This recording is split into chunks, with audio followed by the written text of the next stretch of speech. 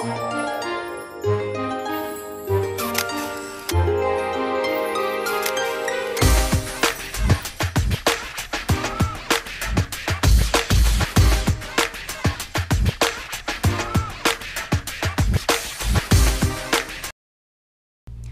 everyone, welcome to Off the Cuff.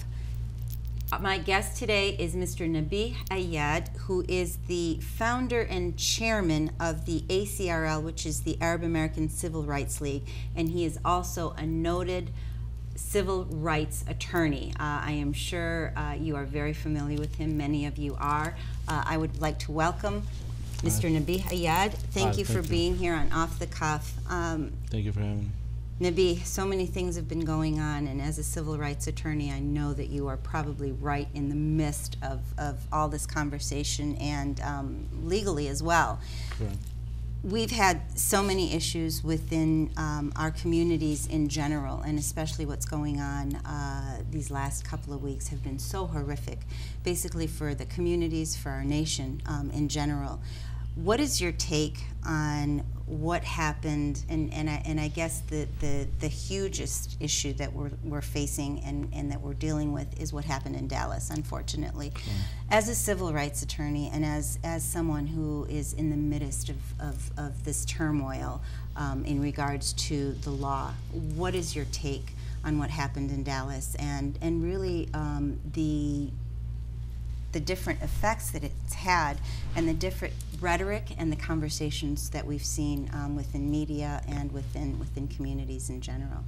Absolutely. I mean, obviously, it's very unfortunate what happened in Dallas, and on the flip token of that is that's very unfortunate what happened to the individuals that got killed, those African American boys, young men that got killed by the police. Unfortunately, this is what transpires when you have years of a disconnect between law enforcement and the community.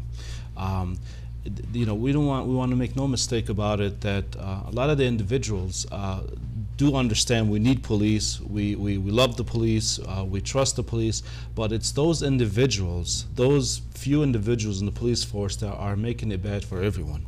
But those few individuals can do such harm to the general trust and the belief in the police and law enforcement system.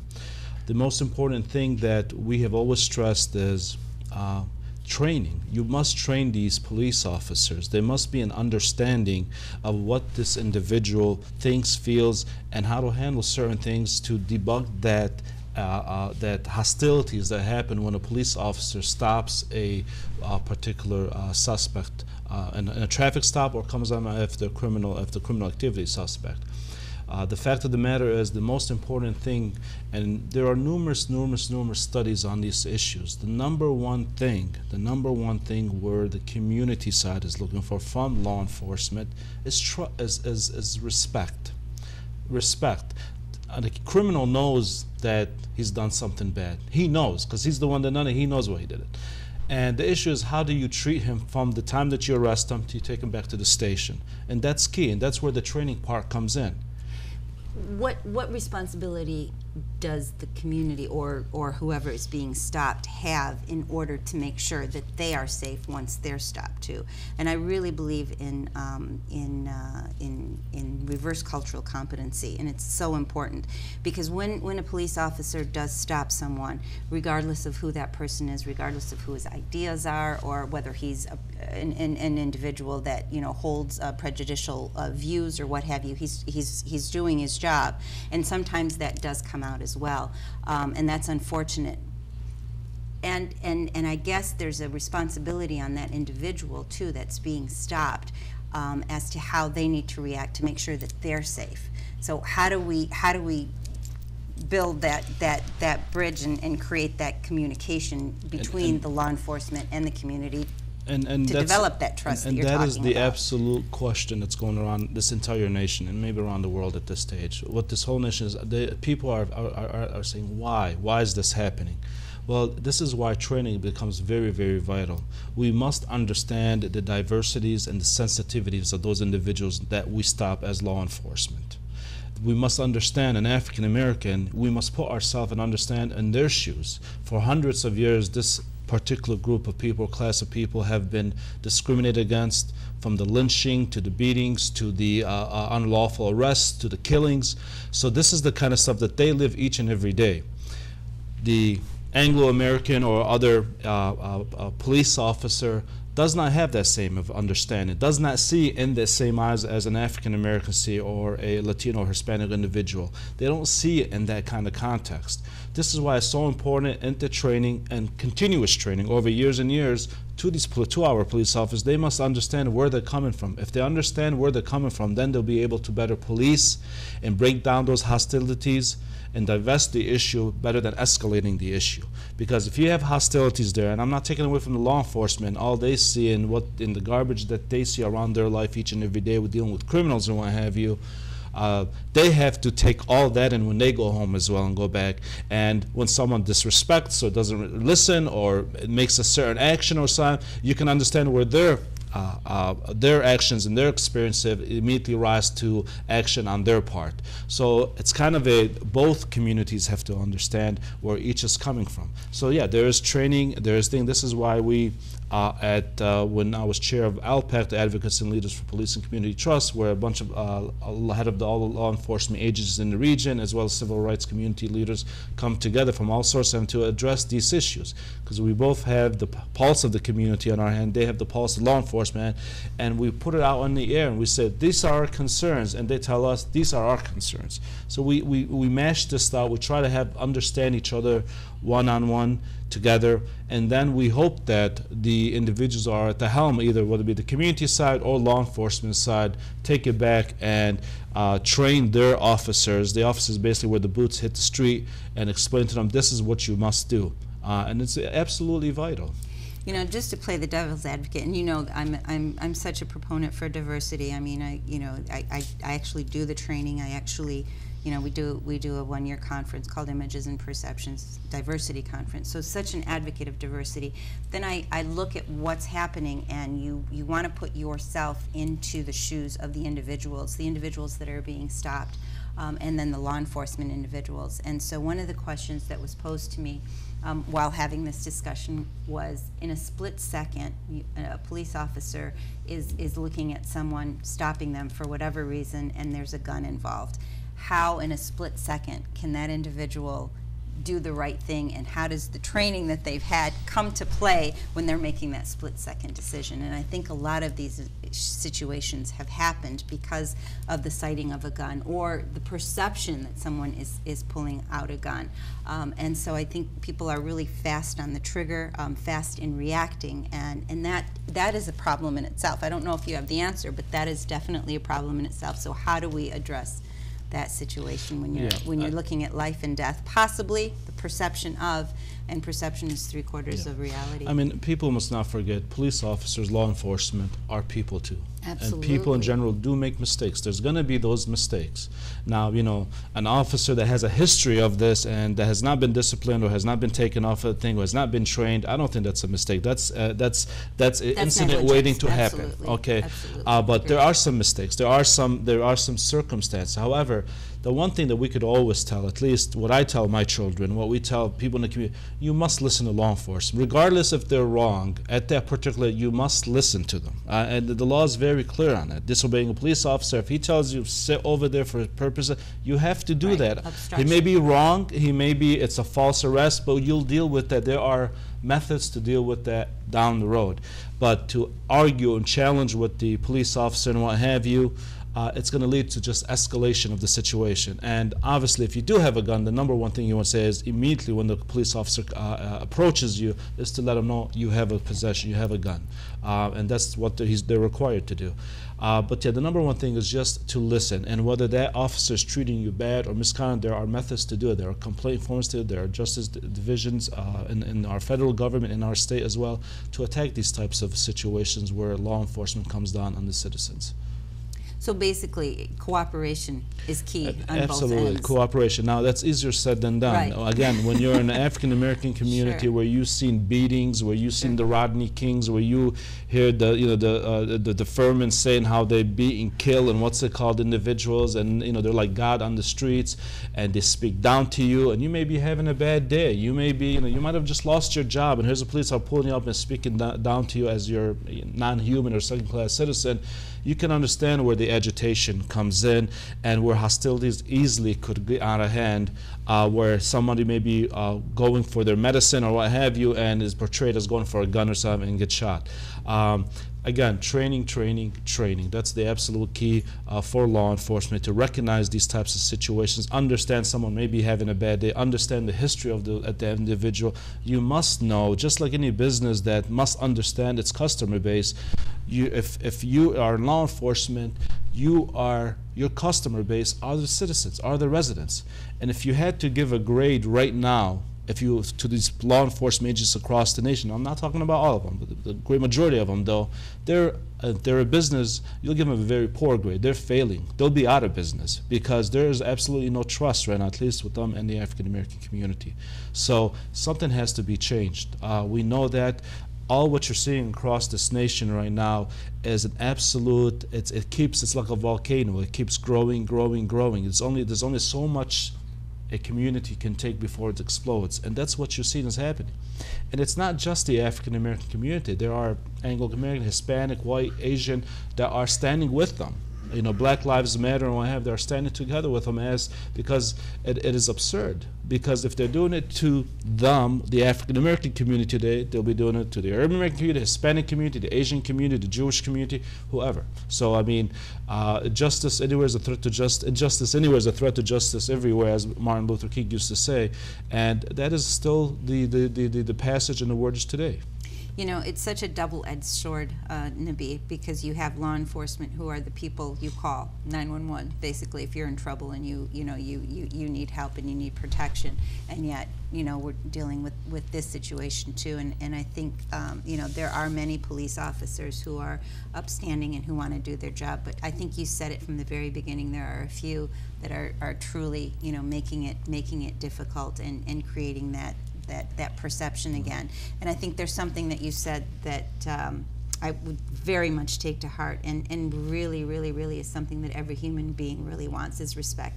And I think when you deal with someone with total respect, regardless of who they are or what they are or why you're interacting with them, the outcome is usually a little bit different. So that's definitely the key, respect. Absolutely.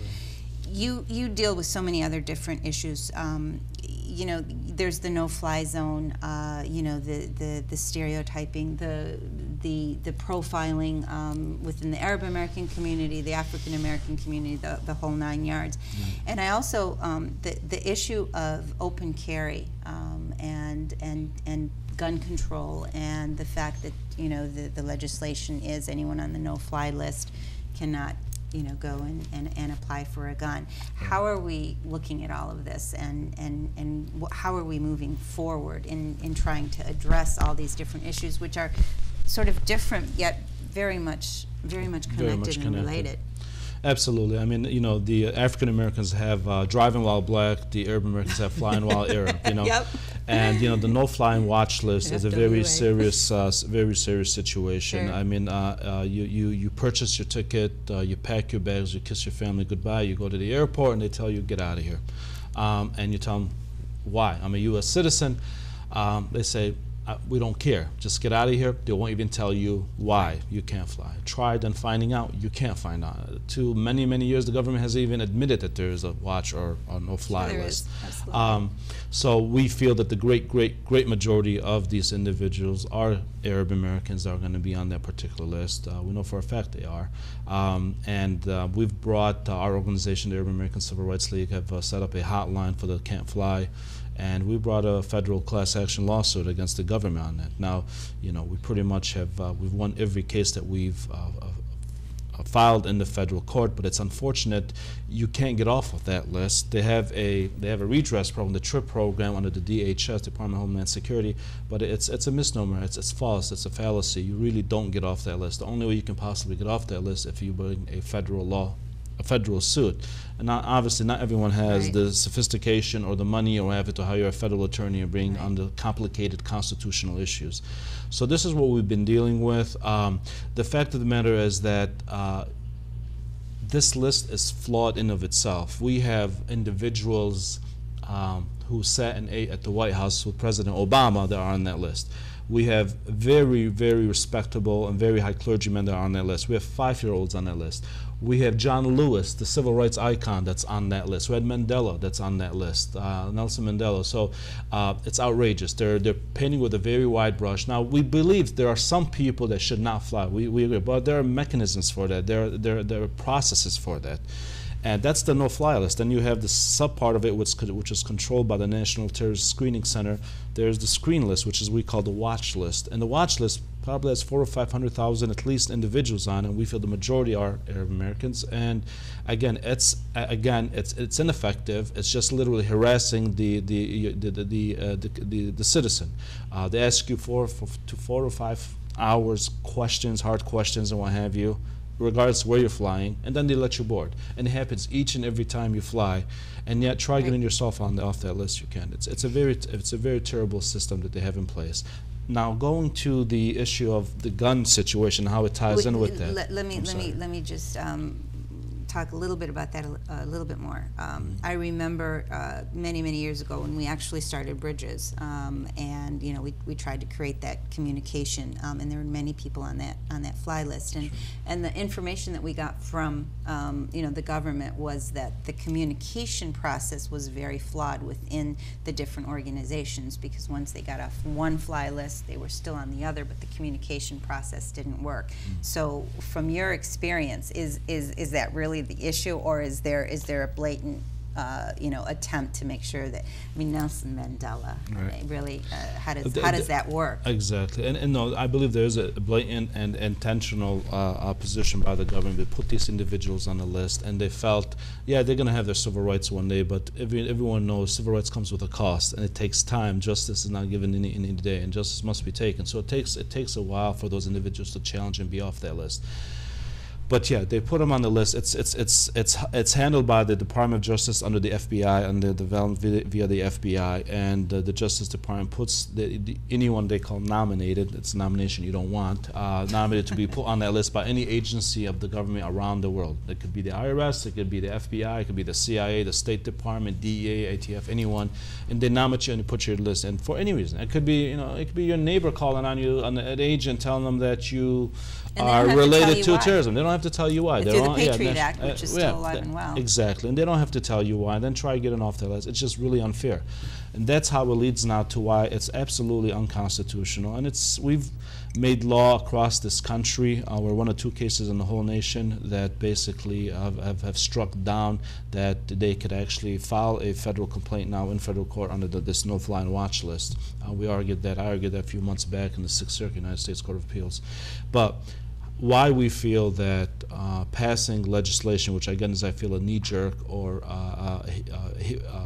fair legislation, to say that anyone that's on the no-fly watch list should not be able to carry a gun, it's absurd. Because one, the watch list itself, it's absurd. It's a violation of constitutional rights. It's unfair. You have all innocent many innocent individuals that are on that list. For instance, we know a lot of Arab Americans are on that list. We know also that a lot of Arab Americans are business owners. We know a lot of Arab Americans, for instance, own business in not so safe neighborhoods. Take, for instance, regionally here in the city of Detroit, where they deal with gas stations that has a lot of cash, for instance, where they have to take them to the bank and what have you, and they hold guns for protection reasons. We know sometimes how violent, for former murder capital of the world, we know how violent the city of Detroit could be at times. And these business owners, you're telling them now, because they were wrongfully put on the no-fly and watch list, now you're telling them they can't hold a gun in addition to that? That's just slamming them even double than even before. So it's wrong, it's fundamentally wrong, and we called upon our senators and congressional people, our legislatures, to do the right thing and don't just make blatant decisions to put these individuals, to remove the guns from these individuals without first addressing the issue of the no-fly watch list, because that has to be addressed first before you take the next step. No, absolutely. And you know what? I never really thought about it that way.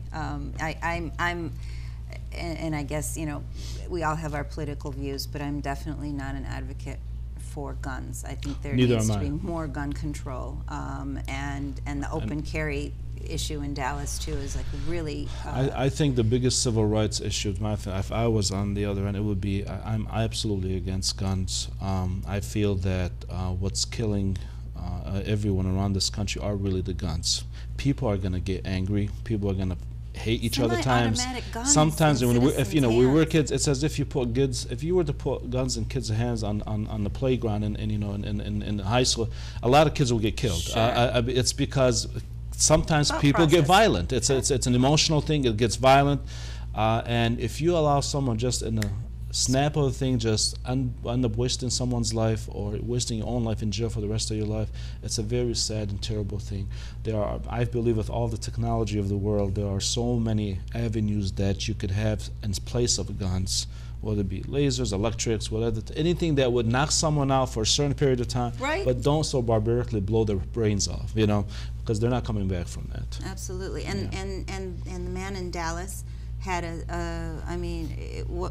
he had a semi-automatic gun, and so did the other individual in Orlando. And they sell you this. Why should these be on the streets? Exactly, and you see the gun. You see the gun manufacturers or NRA are not talking about a lot about the issue of some of these individuals that had CCWs that were that there were shots of, so that didn't protect them.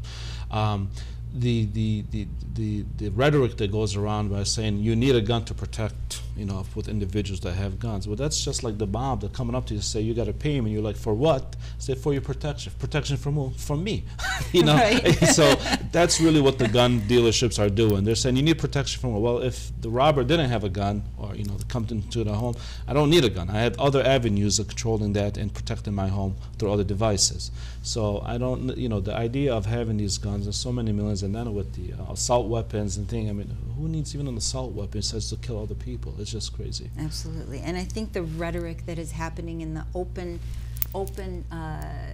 invitation to people to be prejudiced, to say those negative comments and to have it be socially acceptable these days, I think fuels the fire too. So although you have these different ideas and different issues, they are all so interconnected, and the conversation really needs to continue. And it's unfortunate that our state of affairs in regards to our political atmosphere is feeding into and fueling this conversation between communities. I'm a civil rights attorney, and I totally believe in the Bill of Rights and and our Constitution. But the Second Amendment was done at a time and period was very much different than now. Absolutely. It was done during the revolutionary days where you're afraid of the government, you didn't trust your government, you just came out of a revolution against Britain. So you don't. How can you possibly battle now with weapons when the government, if they want to come down on you, they have nuclear weapons, all sorts of laser technologies and stuff, So I mean, this idea that it's there to protect you, and so I think it's just it's rhetoric, and we know from the political powerhouse of the NRA that they're doing everything in their power to keep the guns out. Keep it going. You have really been involved in a lot of high-profile civil rights issues. What are the major things that you feel are important to address, and what issues have you dealt with that have been something that has been a real challenge in regards to civil rights and civil liberties in this day and age? Well, I mean, we've handled numerous cases. Yeah, I was the attorney for the Michigan Black Caucus, the NAACP Detroit, the largest African American NAACP office in the country, on the emergency manager rules, what have you. I think that's a danger, chipping away of our constitutional rights. More than half of African Americans in the state of Michigan have lost the right to vote for their local elections. It's a very dangerous route that we're going to, because whoever is the governor now literally controls the entire local legislation and what have you. It's a very dangerous path, and we also, as you can see by the Flint and E-Course and Yips and Highland Park, it doesn't always work. I'm saying the emergency emergency managers Right, don't work. no. We see in Highland Park, their 5th or 6th emergency manager educator there. You see Flint, when there's no local concentration on it, orders are coming from Lansing, what could happen? Kids are being poisoned, people are dying. So it's a very dangerous situation. But the most thing that troubles me, and we've had numerous cases, like we're saying with the bank closure, with the no-fly and watch list. We've had bank closures, to closing Arab American bank accounts and what have you. A lot of individuals from the Gulf states that want to come and do business here, and multi-billionaires and what have you say, why should I come here? Why should I come to the United States? They're closing our bank accounts. They're treating us like second-class citizens at the borders. I can go to India and I can go to China. They pick me up at the airport. The government does, picks them at the airport and rolls out the red carpet for them. You know, we don't do that here. Here we treat them, we focus on them, we discriminate against them, and it's not good for business at the end of the day. And it's a lot about business. Yeah, and at the end of the day, without business, you don't have the resources to take on a lot of these issues. And the major thing is really what's really scary. It's as if with all this that's going on, I think partially because we have an African American president, the general public is like as if discrimination is not there anymore. Okay, like racism is not there anymore. In fact, it's now being able to be conducted more easily because police don't have to worry about, hey, we're not a racist nation. There's a black president. Okay, there's a black, attorney general. We don't have to worry about that, so it's okay. It's kind of you kind of legitimized the conduct of police officers. The same idea as if in the post 9/11 for Arab Americans, we are more hated. Arab Americans are more disliked now than they were immediately after 9/11. I said, wow, how could that be? Well, because it's become the norm now to discriminate against Arab Americans. It's okay. They see the beheadings, they see the Taliban, they see the ISIS, and they try to group you all into that one group as those individuals. And I think that's what's happening as well with the African American community. So this is why you're seeing a lot of demonstrations. I mean, you have a black president, and you've seen so much demonstrations across the country that you haven't seen maybe since the 1960s civil rights movement. So the problem right now is that it's as if you're waking up and the civil rights movement has never happened before. It's as if the civil rights movement has to. It's like we're going back in time. Starting over again on and so many different you fronts. have individuals, presidential candidates that are taking advantage and feeding into that vacuum of the politics of hate and division and we must never forget the power of words. I mean, we're grown up in high schools and grade schools to say that sticks and stones can break my words. No, words can hurt you, and they can hurt you. You can see where words. You could see what Hitler led to the words, where you could see words leads to hate, hate leads to violence, and this is exactly what's starting to happen. And it's a very dangerous route. The American people need this cycle of voting for the presidential candidates to make a decision. It's a fundamental one in our history. Absolutely, absolutely. Well, the conversation definitely continues. There are so many issues that we are dealing with, and I think you're so right. We have sort of regressed in moving forward with civil rights and civil liberties, and the fact that we need to be able to accept everyone as a human being and really, deal with people in regards to humanity rather than the color of their skin. There was a movie that I watched, and it was called, it's a documentary, The House I Live In, and it was regarding the African American issue and how they were treated in regards to buying homes and mortgages and being able to get jobs. And that particular documentary really just opened my eyes, and I hope our viewers will actually look it up and take a look, and it might give a little bit of a insight as to what we're dealing with and why and how we need to approach it with respect. And I think that's the word that you said today that really resonates in my mind and needs to resonate with everyone else. Nabi, thank you so much for being on Off the Cuff, and thank you for all you do. I mean, you're out there, you're in the face of injustice trying to create justice, and we really appreciate that. Thank you for having us here. Thank you everyone for joining us on Off the Cuff.